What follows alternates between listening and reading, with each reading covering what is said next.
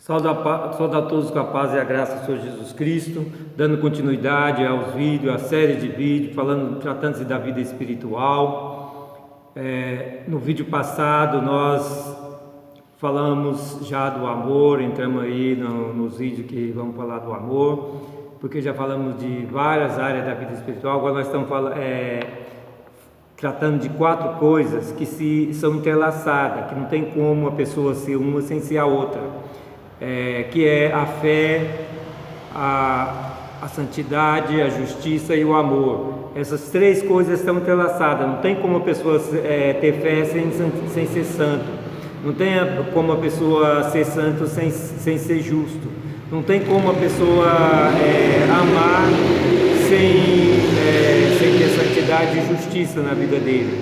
E o amor não existe na injustiça. Então nós estamos tratando dessas instâncias da vida do homem e da mulher espiritual, da pessoa espiritual, e também estamos falando da pessoa natural, pessoa que ainda não passou pelo novo nascimento, não se converteu verdadeiramente em Cristo e ainda é uma pessoa carnal, natural, que ainda precisa passar por esse processo do novo nascimento, que eu já tenho explicado aqui e vou continuar explicando, porque é necessário estar na nossa mente. A pessoa espiritual é aquela que morreu para o pecado em Cristo Jesus e ressuscitou com Cristo para a vida eterna com Deus. Esse é o processo do novo nascimento. E a pessoa que morre para o pecado, ele não tem mais desejo, vontade pecaminosa nele, porque ele já morreu para as coisas pecaminosas. Então essa é a pessoa espiritual, a pessoa que não tem mais o desejo do pecado na vida dele. Então essas 4 coisas que eu mencionei aqui precisam estar na ação da pessoa espiritual. No vídeo passado a gente vimos ali que há uma diferença entre amar ao próximo a si mesmo, como o amar como Jesus deu como mandamento, que é amar como ele amou. Há uma diferença grande, porque o amar ao próximo, ali onde amando a Deus todas as coisas, sobre todo o seu coração, e ao próximo como a ti mesmo, que se cumpre os profetas e as escrituras, e ele é necessário, porque ele é uma instância do amor de nós, né, que somos igreja, somos novo nascidos, somos espirituais, para com a pessoa natural, para com o mundo. Mas o amor, como Cristo amou, que foi lá dado aos discípulos, é o amor que identifica a igreja, que identifica a pessoa como discípulos de Jesus. Se amarmos como Jesus amou, nós somos identificados como discípulos de Jesus. Então isso nós vimos no vídeo passado. Agora nós vamos dar continuidade falando desse amor, que é o amor que precisa estar na vida da igreja. Lá a palavra de Deus nos diz, lá em Efésios capítulo 5, a partir do verso 22, diz assim: vós mulheres, sujeitai-vos a vosso marido como ao Senhor, porque o marido é a cabeça da mulher, como também Cristo é a cabeça da igreja, sendo ele próprio o Salvador do corpo. De sorte que, assim como a igreja está sujeita a Cristo, assim também a mulher seja em tudo sujeita ao seu marido. Vós, maridos, amais vossas mulheres, como também Cristo amou a igreja, e assim mesmo se entregou por ela, para a santificar, purificando-a com a lavagem da água pela palavra, para apresentar a si mesmo igreja gloriosa, sem mácula, nem ruga, nem coisa semelhante, mas santa e irrepreensível. Assim devem os maridos amar a sua própria mulher como a seu próprio corpo. Quem ama a sua mulher, ama-se a si mesmo. Porque nunca ninguém aborreceu a sua própria carne, antes alimenta e sustenta, como também o Senhor a igreja, porque somos membros do seu corpo. Por isso deixará o homem seu pai e sua mãe, e se unirá à sua mulher, e serão dois numa carne.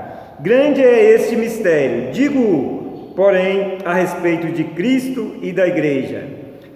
Amados, esse texto, ele é um texto muito profundo, muito maravilhoso, a qual nos dá um entendimento que nós precisamos para conhecer esse amor, experimentar esse amor e viver esse amor. Agora nós temos que olhar para as informações do texto para nós compreendermos. Veja bem, aqui no verso 32,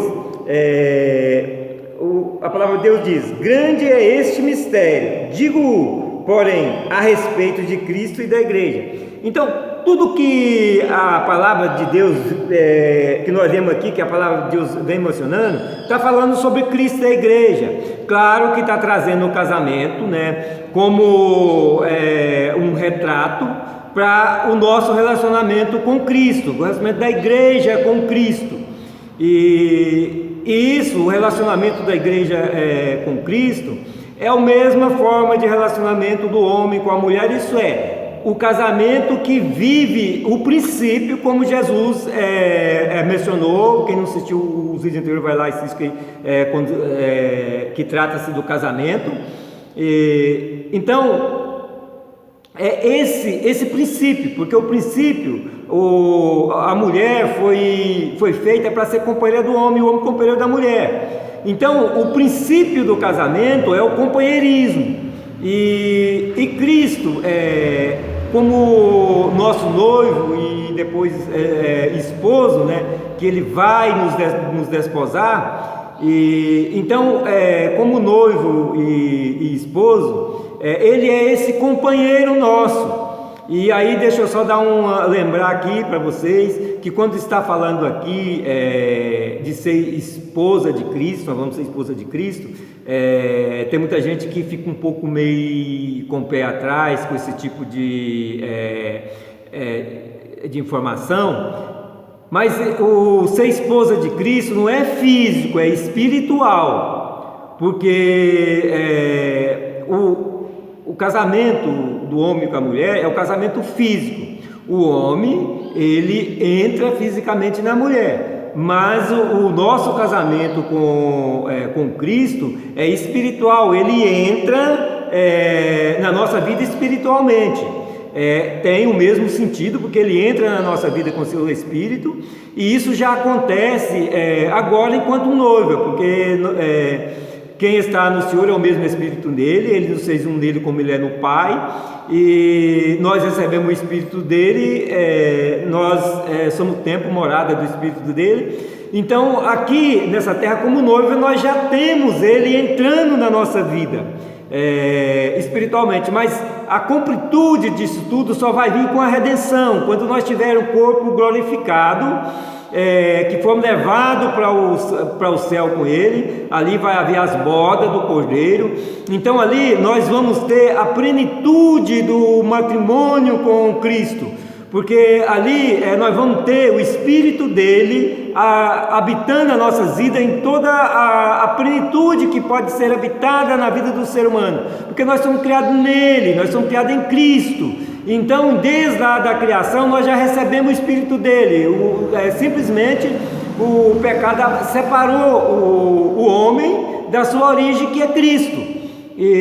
Mas agora, passado por um novo nascimento, o nosso espírito foi vivificado, e então nós recebemos o Espírito de Cristo, a qual temos relacionamento com ele. Mas quando chegarmos no céu, que fomos definitivamente desposados ali no dia das bodas do Cordeiro, então nós temos a completude do Filho de Deus na nossa vida. O Espírito dele, o Espírito Santo de Deus, que Cristo é Deus, Ele vai assumir a nossa vida em toda a completude da nossa vida. Ele vai nos completar para sempre e eternamente. Então nós vamos ser essa esposa em toda a completude do seu esposo, que é Cristo. Isso é espiritual.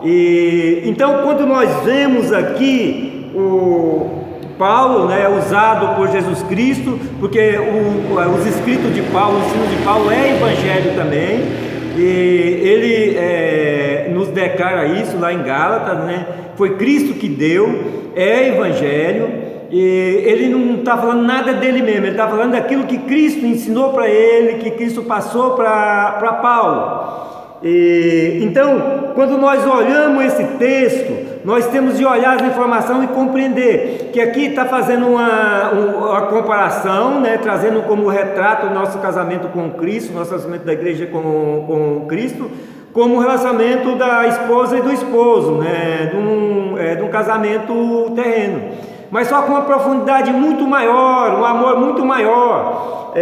Então, veja bem, no verso 25, o que a palavra de Deus nos diz: vós maridos, amai vossas mulheres, como também Cristo amou a igreja, e a si mesmo se entregou por ela. E aí veja bem, o quanto isso é profundo, esse amor de Jesus. E quando a gente fala nesse amor, a gente precisa compreender o tempo do verbo. A gente tem que olhar na informação bíblica e compreender o tempo do verbo. Cristo amou, isso já é fato, ele aconteceu, ele amou. É o que está lá em João 3,16, Deus amou o mundo de tal forma que enviou o seu Filho para que todo nele crê não pereça, mas tenha a vida eterna. Então, por que amou? Porque já aconteceu. Aqui está falando de algo muito maior do que nós, enquanto terreno, possamos absorver. Porque está falando do amor, do Deus amor, que a essência dele é amor. Ele amou. Por que ele amou e não ama? É claro que ele ama a sua noiva, ele ama a sua igreja, mas o amor aqui está num aspecto muito mais profundo, porque ele veio e ele tomou a nossa transgressão em seus ombros, subiu naquela cruz, pagou o preço pela igreja, pela sua noiva, ele pagou o preço. E ali ele sofreu as dores, todas as consequências pelo pecado da esposa da noiva, que é os nossos pecados. E ali ele rasgou o nosso escrito de dívida. Então ele, sendo Deus, o Todo-Poderoso, e isso a gente vai ver num verso que tem mais para frente, como é profundo essa questão de Jesus ser Deus. Então ele é o Deus Todo-Poderoso, que veio e se fez carne na pessoa do Cristo, e pagou o preço pela sua noiva, a futura esposa, que somos nós. Então esse é um amor tão profundo, tão grande, que quase é incompreensível para nossa mente frágil, para nossa mente fraca, pequena, porque a nossa mente, enquanto nesse mundo, é muito pequena para compreender essa grandeza desse amor em que Cristo amou. Então, quando nós olhamos lá para Tito capítulo 2, verso 3, a palavra de Deus diz assim: aguardando a bem-aventurada esperança e o aparecimento da glória do grande Deus. Quem é esse grande Deus? E nosso Senhor Jesus Cristo. Desse grande Deus e nosso Senhor. Está falando de Jesus Cristo como Deus. Então, como Deus, ele veio e se fez carne, se fez um de nós, e como homem, porque tinha de pagar como homem, ele pagou o nosso preço, ele se diminuiu para pagar o preço da dívida da sua noiva e esposa. Então, esse amor é algo muito profundo que tem que estar dentro do nosso entendimento. Nós precisamos conhecer, se somos realmente espiritual, nós temos de ter esse amor de Jesus como algo extraordinário. E veja bem o que diz ali no capítulo 3 de Tito, verso 4 até o 6. Mas quando apareceu a benignidade e o amor de Deus, nosso Salvador, para com os homens, não pelas obras de justiça que houvéssemos feito, mas segundo a sua misericórdia, nos salvou pela lavagem da regeneração e da renovação do Espírito Santo, que abundantemente Ele derramou sobre nós, por Jesus Cristo, nosso Salvador. Então veja bem aqui, mas quando apareceu a benignidade e o amor de Deus, nosso Salvador, para com os homens, para com quem? Para conosco, porque Ele veio e chamou todos à salvação, à redenção. Não pelas obras de justiça que houvesse feito, mas segundo a sua misericórdia, nos salvou pela lavagem da regeneração, da renovação do Espírito Santo. Olha bem, a obra redentora de Jesus nos lavou, nos purificou e nos renovou no Espírito Santo, para que nós voltássemos a ter essa comunhão com Ele novamente, para que nós voltássemos à origem de onde o homem saiu quando pecou. Então, com a obra redentora, por causa desse tão grande amor que veio, nos lavou, nos purificou e nos regenerou o nosso espírito no Espírito Santo. Veja bem, aqui essa regeneração que está falando aqui no Espírito, ela ocorre agora no novo nascimento, quando nós somos novos nascidos. Então veja bem, acontece regeneração duas vezes. Acontece no Espírito, porque é essa primeira regeneração que nós todos nascidos de novo em Jesus Cristo passamos por essa regeneração no Espírito. E então só depois, quando da ressurreição dos corpos e aqueles que estiverem vivos vão ter o seu corpo transformado, glorificado, é que há a regeneração do corpo. Mas a primeira regeneração ela é no Espírito, e isso nós entendemos quando Jesus Cristo diz lá em Lucas 9, 55 e 56, quando os apóstolos ali passaram numa aldeia ali do samaritano, pedindo hospedagem para Jesus e os apóstolos, e eles não foram recebidos. Então o apóstolo Tiago e o apóstolo João diz a Jesus que vocês podiam mandar descer fogo do céu para queimar aquela aldeia. Então Jesus disse: vocês não sabeis de que espírito sois, porque o Filho do Homem não veio para destruir a alma do homem. Então, eu já preguei sobre isso, mas a gente tem que, tratando-se dessas coisas, a gente tem que voltar a esses temas sempre, porque a importância do nosso espírito, ela é grandiosa, porque nós somos criados espírito, alma e corpo. E isso, quando da criação, o nosso Deus, Ele soprou o sopro de vida. Deus é Espírito, Ele soprou o quê? O Espírito de vida, o Espírito dEle. Ele é o Pai dos Espíritos, então Ele soprou o que vem dEle, Ele soprou o Espírito no homem, o homem passou a ser alma vivente. Por quê? Porque o Espírito do Filho de Deus, porque nós somos criados no Filho de Deus. Então nós recebemos ali na nossa criação, quando fomos criados à imagem e semelhança de Deus, porque Deus é Espírito. Então a nossa imagem e semelhança de Deus é espiritual, é o Espírito de Deus que foi soprado ali na narina ali do boneco de barro que foi feito ali, porque aí ele ganhou vida e tornou alma vivente. Ele ganhou espírito e alma e corpo e passou a ser o ser humano como somos nós hoje. Isso é os novos nascidos, porque os outros ainda é natural, porque estão apartados, separados da vida que é Deus.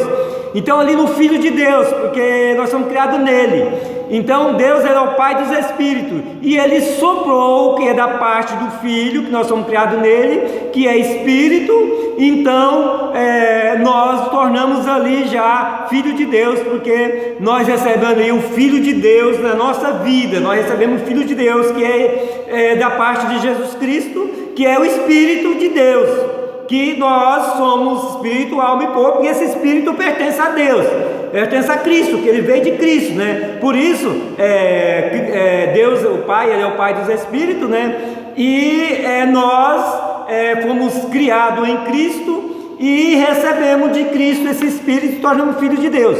Então, quando o homem separou de Deus, ele separou da vida, tornou-se só criatura, porque não tinha mais a ligação com Deus.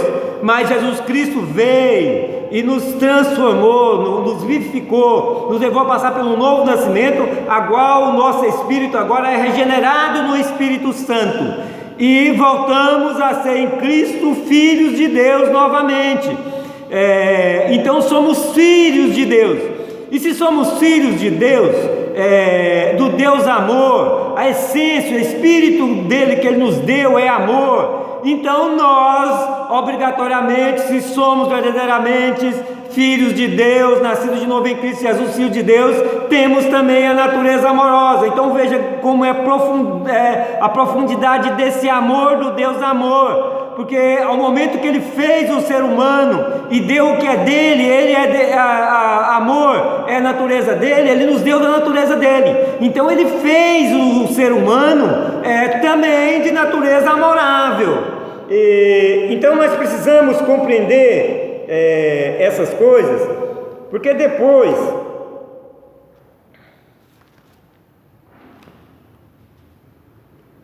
voltar aqui em Efésios, depois nós vamos falar mais desse amor, porque tem muita gente pregando errado aí que Deus ama o mundo incondicionalmente. Isso não é verdade. Deus ele não ama o mundo incondicionalmente, ele amou incondicionalmente. Agora o amor dele está e permanece naquele que ama a Cristo e guarda os seus mandamentos. Isso está no Evangelho de João, é muito claro ali.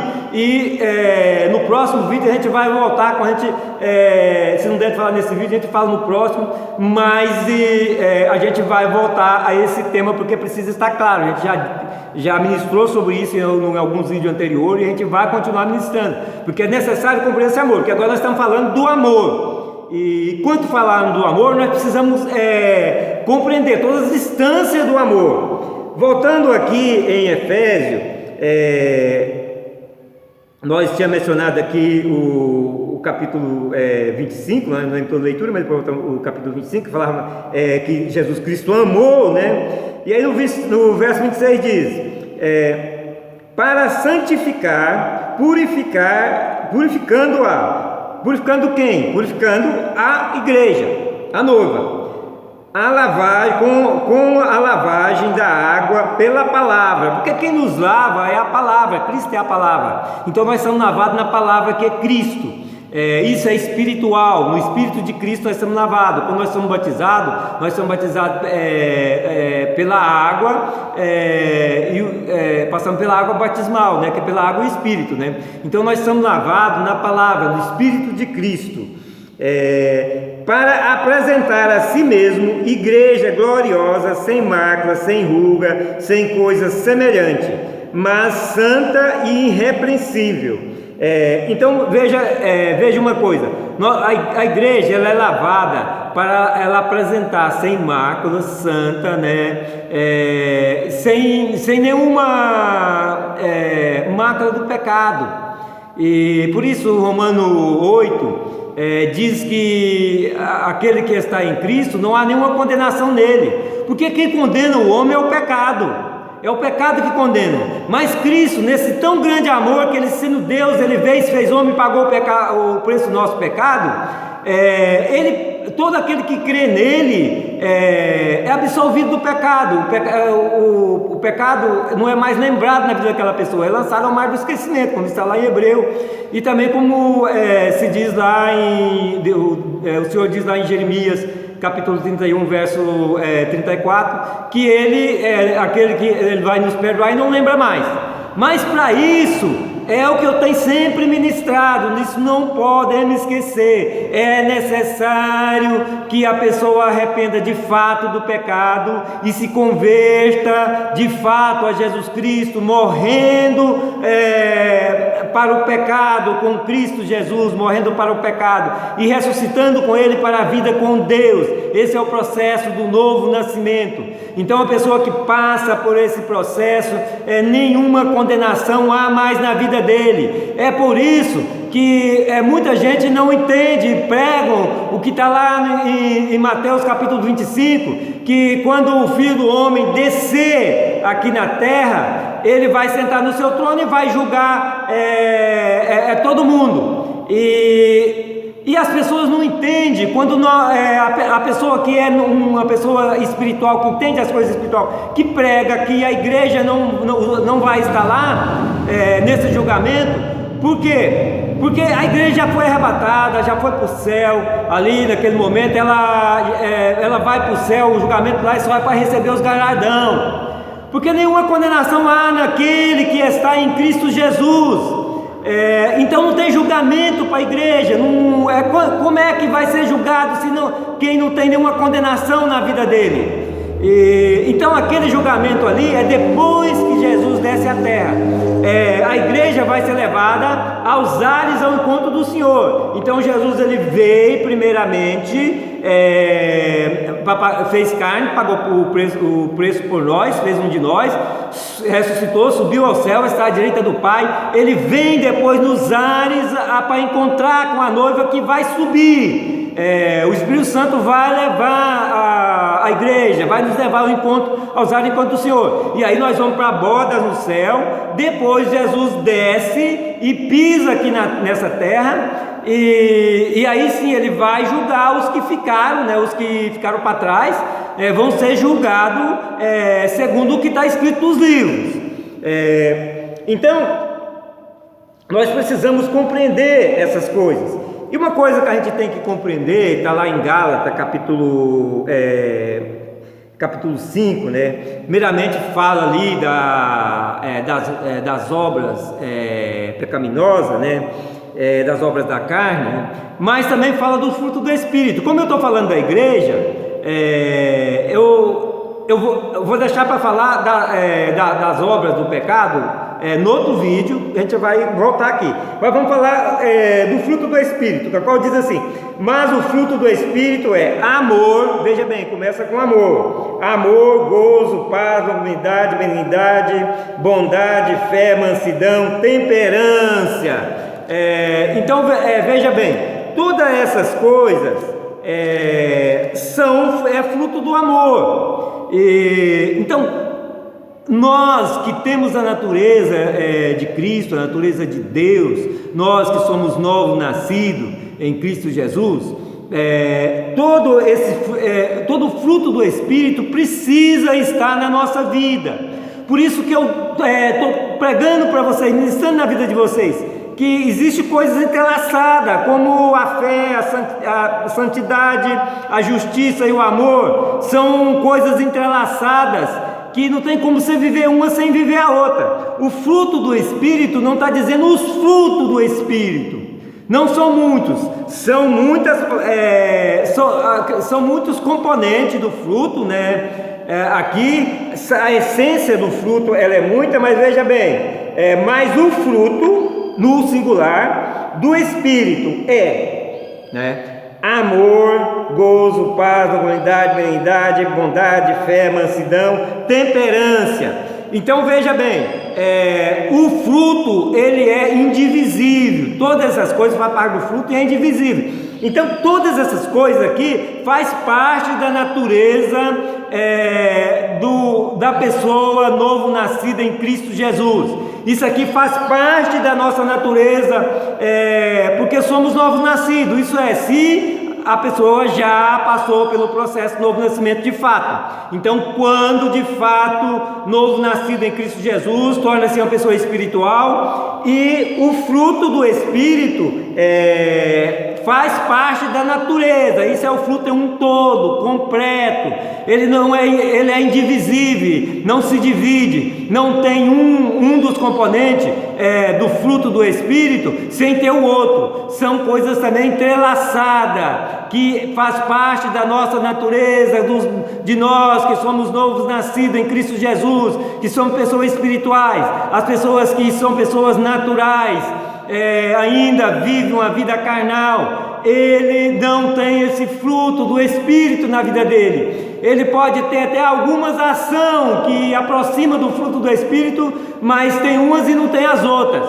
Então não tem essa natureza. E veja bem o verso 23, é um verso bem pequenininho, mas de uma profundidade muito grande, a qual diz: contra essas coisas não há lei. Contra o quê? Contra o fruto do Espírito, contra o amor, não há lei. Então não há lei para o amor. Tem muita gente aí pregando que lá no céu vai encontrar essa mesma lei que Moisés foi dada, porque não compreende as coisas espirituais. Pelo amor de Deus, olha para a palavra que nos é dada, nos é ensinada, olha para o que está escrito, para o ensino de Jesus Cristo, para que a palavra de Deus informa e vê que para o amor não há lei. Deus é amor. O que rege lá no céu é Deus, é o Deus amor, e é o amor que rege todas as coisas lá no céu, porque essa é a natureza do Deus amor, é atributo de Deus. Então é o Deus amor que é justo, é santo, é Ele que é esse Deus todo-poderoso, amoroso, que nos amou de tal forma que deu seu Filho para que nele nós sejamos salvos. É seu Filho que é Deus, é amor, que pagou o preço por nós. E essas coisas não há lei. Então, se você é um novo nascido, você tem esse amor de Deus na sua vida, essa natureza de Deus na sua vida, e não há lei contra você, não há lei, porque você está em Cristo Jesus e é o mesmo Espírito nele. Que a paz e a graça de Jesus Cristo seja contigo, dando continuidade ao próximo vídeo.